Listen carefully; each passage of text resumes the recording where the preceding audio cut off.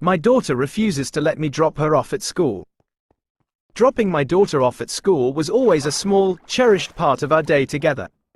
With my second shift schedule and my wife's early morning start, I didn't get as much time with my little girl as I would have liked.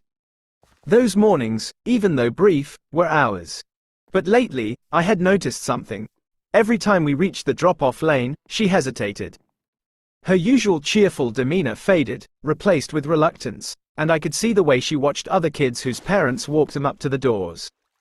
One day, I decided to try something new. Instead of the usual car drop-off, I parked near the track field beside the school. I took her hand, and together, we strolled up to the building. Instantly, she brightened. She skipped, she laughed, and she squeezed my hand just a little tighter.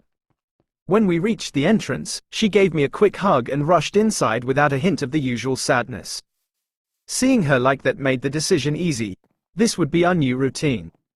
For about a month, that's how we did it. I never interfered with traffic, I never stepped beyond the front entrance, and I made sure to follow any unspoken rules. But then, out of the blue, my wife received a call from the school. Apparently, I was violating a policy and was no longer allowed to walk her to the door. I wasn't the type to make a fuss over things like this. Most of the time, I let things slide. But this felt wrong. I wasn't disrupting anything, I wasn't causing any trouble, and I had personally seen other parents do the same.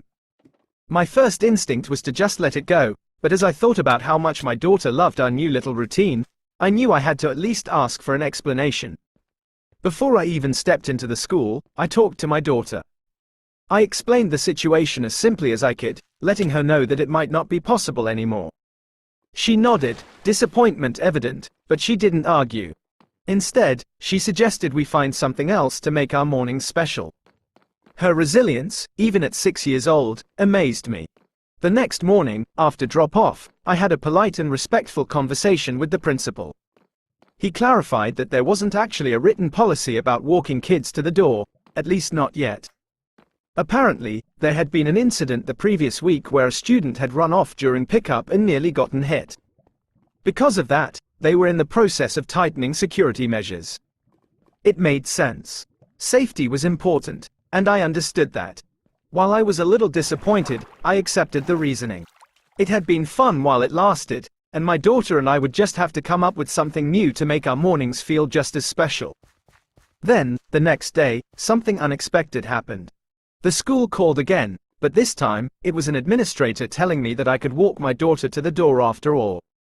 Apparently, during a school council meeting, several parents brought up concerns similar to mine. It turned out that the complaint against me had come from a parent who also worked at the school. They hadn't had a real safety concern, they had just personally disliked it and used the running incident as an excuse. The realization that it had all stemmed from one person's preference frustrated me, but in the end, it didn't matter. What mattered was that I could keep doing something that made my daughter happy. It wasn't a grand victory, but it felt like a small one. So for the rest of the week, I took my daughter to school, parked in our usual spot, and we walked together. She held my hand tight, grinning the entire way. And as I watched her disappear into the school with that same joyful skip in her step, I knew those mornings would always be worth it.